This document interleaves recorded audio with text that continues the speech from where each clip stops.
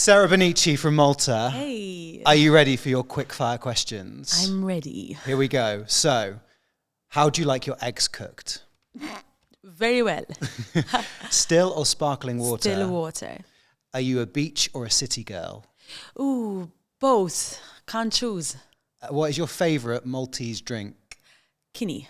I love Kinney too. Oh, it's love such a it. good, like, how do you just, for people who don't know what What's Kinney Kinney? is, how do you describe the flavour?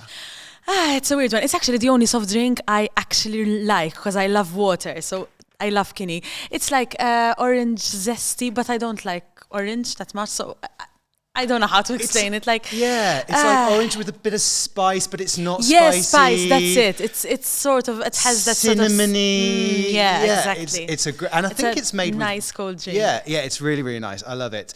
Night in or night out? Night out. Favorite Britney Spears song of all time? Oops, I did it again. And most played song right now that is not loop. Ooh, I think Illusion by Dua Lipa. Amazing. Sarah, we will find out all about your first rehearsal. You are listening to the official Eurovision Song Contest podcast.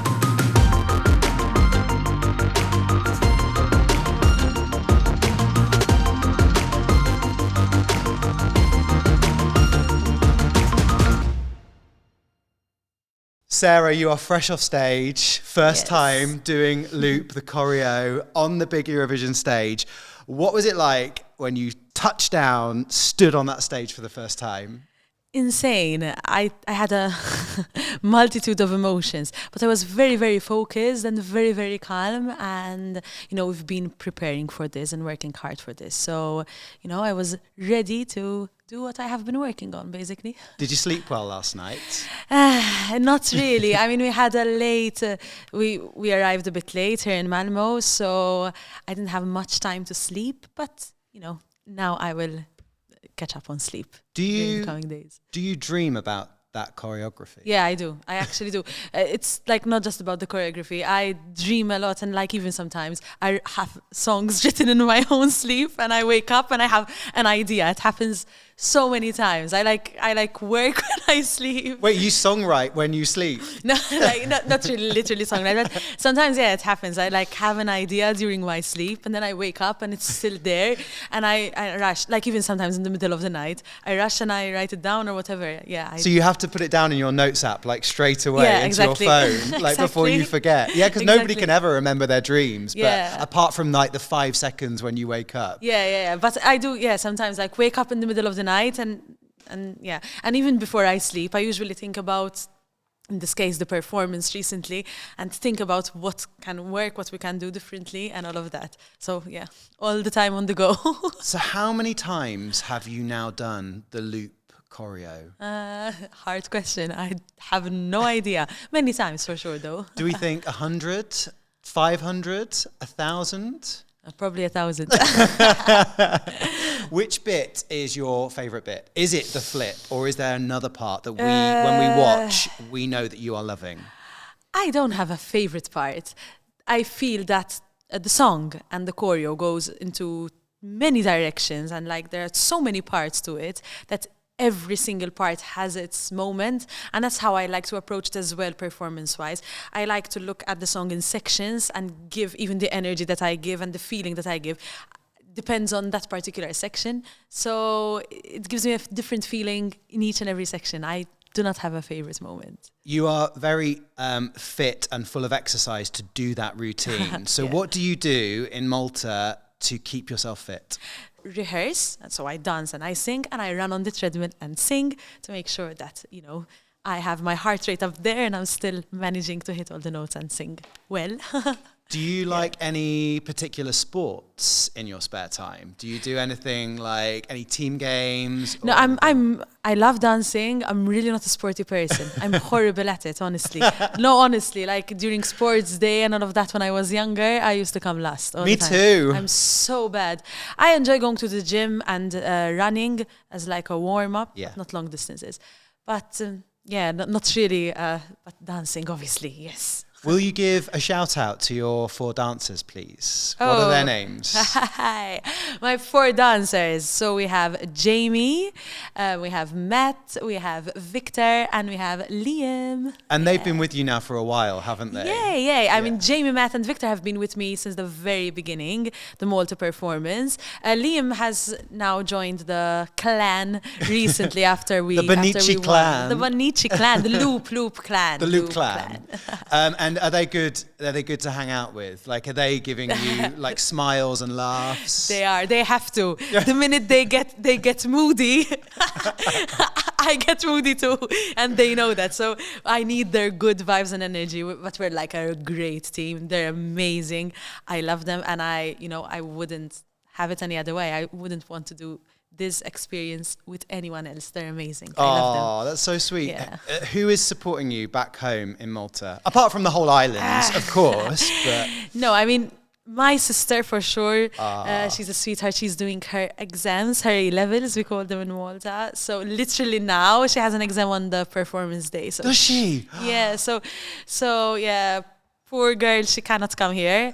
My dad and my mom and my boyfriend will be here, so she will be a bit alone. So I think she will be the #1 supporter there in Malta. Okay. And obviously my family and all of that. What's your sister's name? Let's give her a shout out. Abigail. Yeah. And what's she studying? She's studying to become a lawyer, but she's also a great singer and dancer. So maybe we'll see her on Eurovision stage sometime. The Bonnici family is talented because we obviously know that you've previously did accountancy. She's training to be a lawyer. There's the singing and the dancing. What kind of, I'm trying to work out, when you were growing up, was there both sides in your family then? Was there like the creative side and the professional side? I come from a very musical family. So my mom can sing and play the guitar. In fact, I posted a video recently with my mom and sister singing. My dad plays the piano. My whole aunts and uncles, they all play an instrument, sing. So we come from a very musical family. So growing up, I was always singing and dancing. It was always a part of me. But my dad is also a very academic. So he always as well like pushed that for us. And reality is that in Malta, many musicians and artists actually have a second job because we're quite small and the industry is not that big. So yeah, it was like always wise to have a plan B. So yeah, growing up, I was always singing, always dancing, but I was also focusing on my academics and I became an accountant. But when I started working, I realized that although I loved accounting and I had a great team, really supportive at work. You're good with numbers, right? Yeah, have to. They were really supportive at work, like even with my singing career, was really flexible. But I realized, I mean, I've known that, but it's really became clear to me that what I'm really passionate about is music. And, you know, I needed to fulfill my dreams and make sure that I give priority and, you know, live my life in like focusing on music, because that is what I'm really, what makes my heart happy and what I'm really passionate about. So yeah, a few months before Eurovision, I decided to take a gap year. So I'm technically still on my break, but I think it will be a very long, indefinite break now.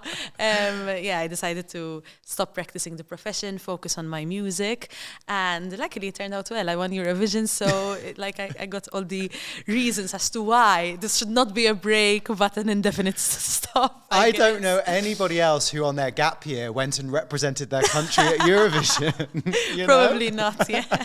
And how much do you think you've evolved since the national final performance, from there to right now today? I mean, I think I've evolved. I really do believe that we learn throughout our lives, and like really, I mean, I'm working really hard, so I probably evolved. I don't quite see it because I'm with myself all the time, but yeah, I think it obviously evolved.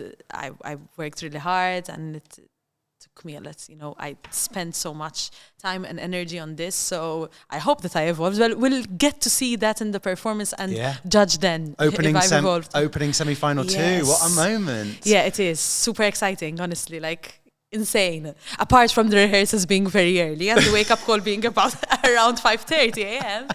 but it's incredible. It's great. You're looking fresh. I spoke to Celia Capsis the other day. Yeah. And because obviously you two have done a little collab together. Yeah, she's a sweetheart. Oh, she really is. But we came up.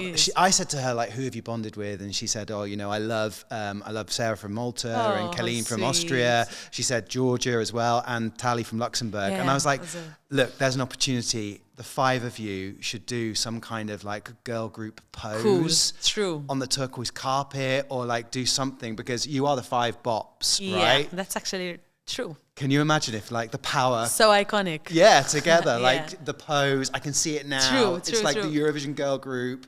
I need to make it happen. Yeah, like, let's do this. Let's push everyone, all of us. Just imagine the 5 of you standing there on the turquoise yeah, carpet. Cool. Giving it your best pose. You all know how to do it. Would love that. Would love that. Sarah, go and get some sleep, some rest. I need it. And we will see you very soon. Thank you so much for chatting to us again. Thank you. It's been an absolute pleasure. Thank you.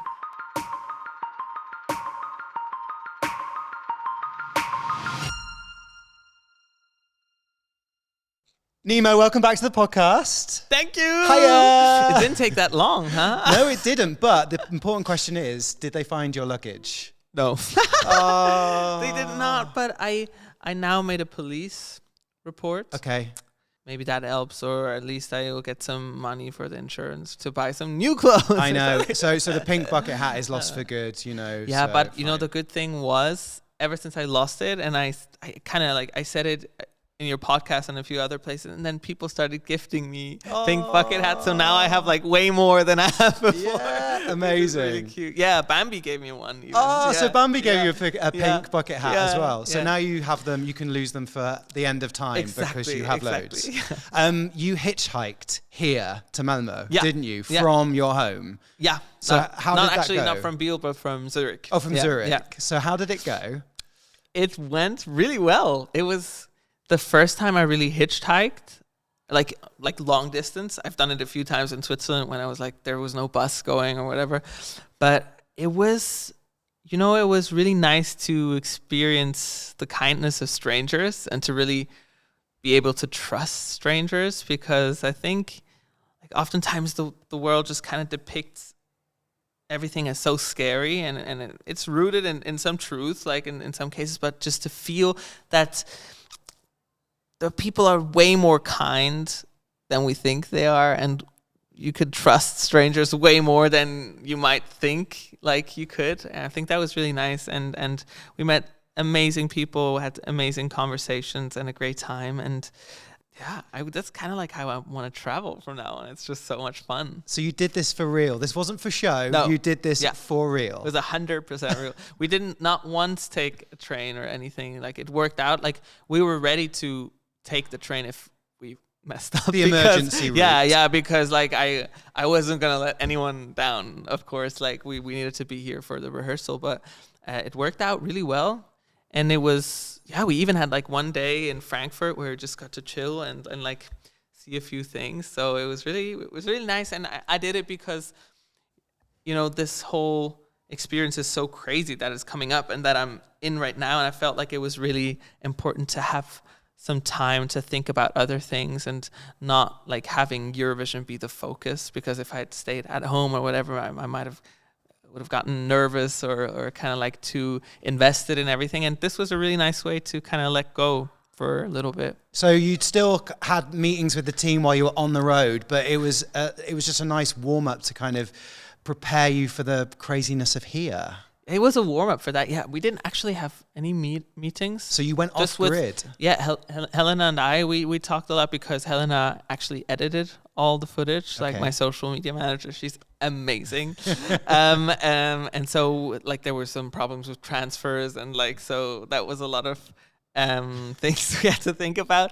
But other than that, like the team was like really chill, and they were like, yeah, you take those 3 days, we'll start the work when you get to Malmö. And they kept their promise. So it was really nice. Yeah. No one going, we've not heard from Nemo for like 3 days. Yeah. I think some people started getting nervous a little bit, but the vlogs helped, because the vlogs were like little updates, like we're still alive and still moving forward. Yeah. So they took it. They were a little bit nervous, but they tried to be chill about it. Where was the trickiest journey? Oh, definitely like getting into Denmark, because like a lot of people went north in Denmark and kind of like making the right turn to Copenhagen and then Malmö. That was really difficult because no one was going there and we were kind of standing at the wrong place for a long time.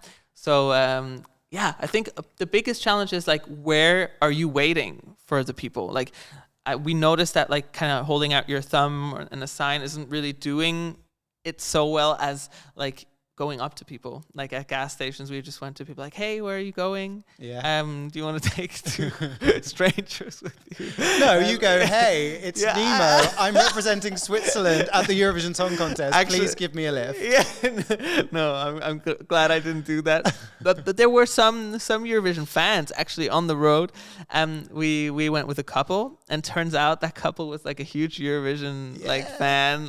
Like they were such a fan of like the last few years, and they didn't know me, but they knew Windows 95, man, which was really cool. Yeah. Like, oh yeah, this year was it's finished. Yeah, we love the Finnish guy. Windows 95 fan. But they didn't know you, but they know you now, obviously. Yeah, we showed them the code.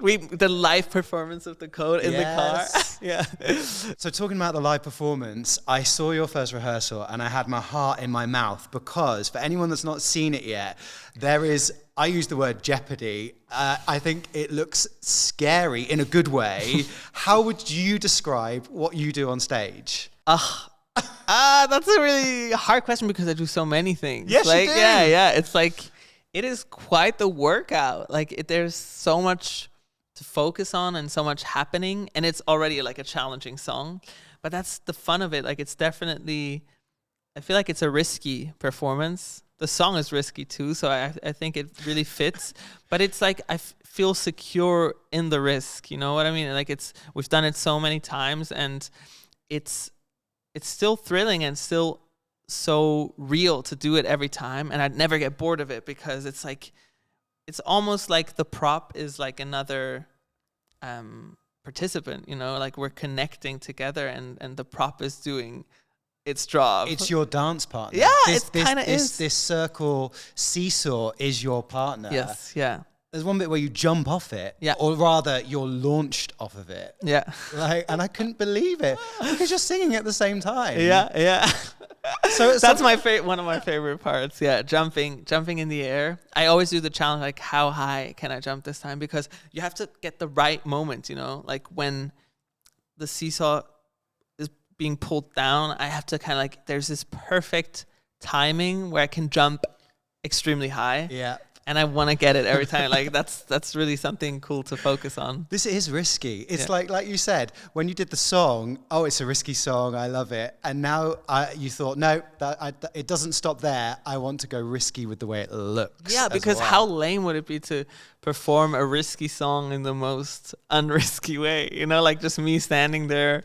Like I thought, like it needs to be kind of like the feeling of it needs to be transported, of course, in like a secure way that I'm not scared or anything. Like I feel like secure and I feel good about it, but it's like it takes a lot of concentration. And I was going to say, it looks like it. And every time I'm learning new things, because now with the light, it was completely different than where we rehearsed, and it was a different feeling to get the balance right, because you're getting blinded and you need your eyes to get the balance, you know? Yeah, it's so I will probably have to rehearse more also, like on just getting the balance, like maybe eyes closed or something like that, so I just feel even more secure in any setting, basically. So we're definitely going to train with the prop also off stage. So I just like I'm on it every day, and I'm you're on the prop every day. I don't think we can go every day, but that's how I would want it to be, because now I've not been on it for 2 weeks. So it was the first time actually today that I've been on it again since the rehearsals. But it's really when you're on it multiple times after each other that it's kind of like a muscle you train, you know? I think anyone listening now and they're like, what are they talking about? I can't picture this. Just wait until you see it and then come back and listen to this, and then it will all make sense, you know? Because it is something to see. It's, like I said, I had my heart in my mouth. Since I saw you in Madrid, you've built up a brilliant little crew of people. I've seen you with Bambi and with Sylvester. It feels like it's a really lovely vibe between you all. Yeah, it really is. Like, I feel like there's some sort of magic in the air this year, because I just feel so comfortable with everyone I've met so far, and it's really it's not a competitive vibe at all. Like, for me, it's really, everyone is really kind, and I feel like you feel that, like, it could be very different from what I've heard. Like, obviously, like, it is a competition, but I feel like we're all in the same boat, and we're going through similar things, and I feel like that really bonds you together. And especially with the people you just named, I feel like it's just so effortless, and I feel so comfortable just being me around everyone. So I'm really grateful that it is that way, because I think that is a lot of Eurovision. Like, that is one of the best parts about it, is actually connecting with everyone and feeling like you're creating a family, and hopefully beyond this year, you know.